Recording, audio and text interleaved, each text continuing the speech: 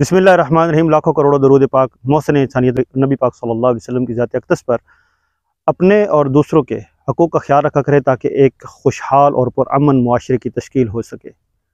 मैं आज ये बात करने आया हूँ। गाँव में जब आया तो यहाँ पे लोगों के अजीब से सवालात हैं और वो ज़्यादातर ये सोचते हैं कि हमारे पाकिस्तान में हो क्या रहा है।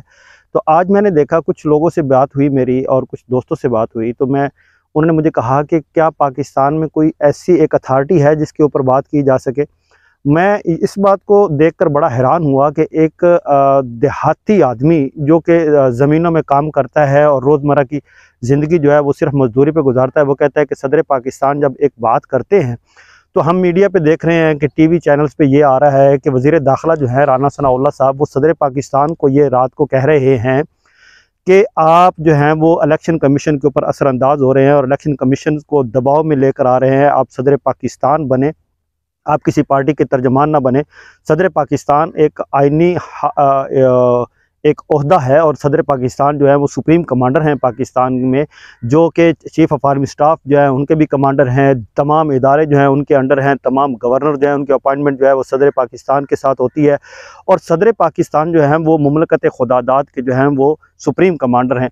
और जो हमारा आइन है उसकी एक शिक है जिसको हमने अब मसख करके रखा हुआ है, जिसको हम मानते नहीं हैं कि अल्लाह के बाद इस ज़मीन मुमलकत पाकिस्तान पर जो ख़ुद मुख्तारी और हुकूमत है वो आवाम की है, जो कि हमें नज़र नहीं आती। यहाँ पे हुकूमत अगर नज़र आती है तो हुकूमत उन लोगों की नज़र आती है जो असरअंदाज हो सकते हैं, जो ताकत रखते हैं और जो लोग पाकिस्तान को हमेशा से एक आला उस पे ओहदे पे रखना चाहते हैं और वो ये चाहते हैं कि हम पाकिस्तान में हुक्मरानी करते रहें, अवाम का जो हशर होता रहे, हमने सिर्फ़ और सिर्फ अपने आप को भरना है।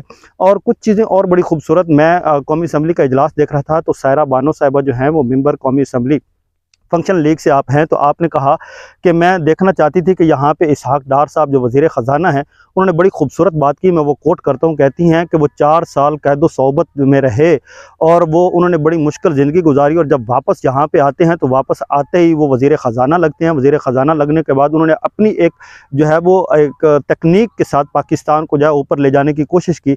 पाकिस्तान की तो ना करेंसी ऊपर गई, ना पाकिस्तान तरक्की की तरफ गया, लेकिन डॉलर ज़रूर ऊपर गया और पाकिस्तान में गुर्बत जो है वो बहुत तरक्की करके इंतहाई निचली सतह पे चली गई। रोज़मर्रा की अशिया जो है उनकी कीमतें बढ़ गई।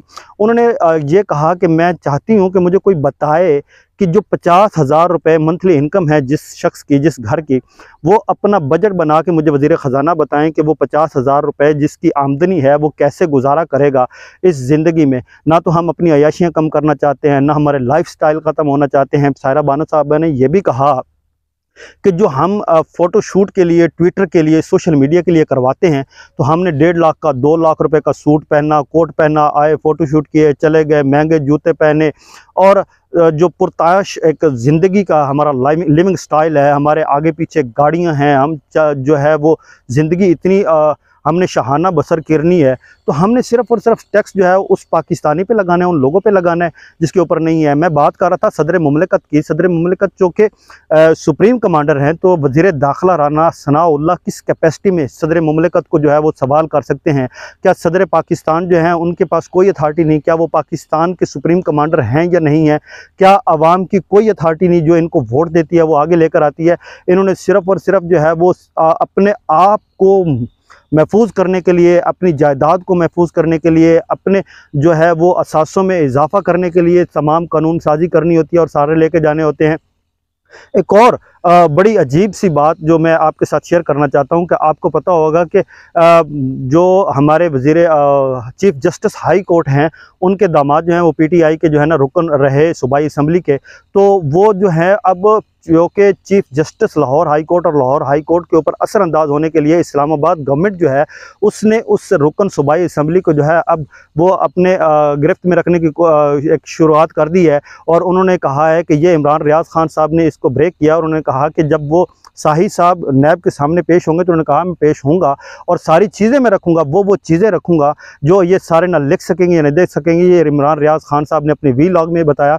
और इमरान रियाज साहब जो हैं वो जब खबर ब्रेक करते हैं, जो चीज़ होती है उनके पास एक अथेंटिक सोर्स होता है और उसके मुताबिक वो अपना काम कर रहे होते हैं। मुझे काफ़ी तशवीश है इन सारी चीज़ों पे। और ये वो सारे सवालात हैं जो जब मैं यहाँ पे गांव में आया तो यहाँ पे मैंने बहुत सारे लोगों से सुना, जो बुज़ुर्ग भी थे, नौजवान भी थे, मज़दूर तबका यहाँ पे है और अपनी ज़िंदगी बड़ी मुश्किल से गुजर बसर कर रहा है। वो कह रहा था कि हमने हमेशा से देखा, हमने इमरान खान को जो है ना वो क्रिटिसाइज़ किया। इमरान खान जो है उसकी पॉलिसी से हमें, क्योंकि नाबल थे, हमें पता नहीं था कि क्या था। हमने कहा वही नवाज़ शरीफ ठीक है, पीपल्स पार्टी ठीक है, कम से कम हमारा ख्याल तो रखती हैं। लेकिन जब अब हमें पता चला, आश्कार हुई ये सारी चीज़ें, तो पता चला कि सिर्फ़ और सिर्फ पाकिस्तान के साथ जो मुखलस है वो सिर्फ इमरान खान है। और इमरान खान हमें हर हाल में वापस चाहिए। इमरान खान वो वाहिद लीडर है जो पाकिस्तान की बका की जंग लड़ रहा है और यहाँ पे लोगों में ये बहुत ज़्यादा चीज़ उभर के आई है। और एक और बड़ी अजीब सी बात जो मैं नहीं समझता था कि वो यहाँ पे भी होगी, क्योंकि अब टेक्नोलॉजी का दौर है, केबल का दौर है और कि टीवी नेटवर्क जो है उसके ज़रिए सारी चीज़ें आ रही हैं। लोग यहाँ पे इस्टेब्लिशमेंट से बहुत ज़्यादा नाला हैं और उनको पता है कि हम तो समझते थे कि सारी ज़िंदगी ये लोग करप्ट हैं और ये करते रहे हैं। अब तो लोगों का ये भी कहना है यहाँ तक कि ये लोग तो सिर्फ उसमें से थोड़ा सा हिस्सा लेते होंगे। एक्चुअल जो इनको बिठाते हैं, जो किंग बनाते हैं और जो सारी चीज़ें करते हैं, सबसे ज़्यादा करप्ट वो लोग हैं, वही हैं जिन्होंने पाकिस्तान को मगलूब करके रखा हुआ है।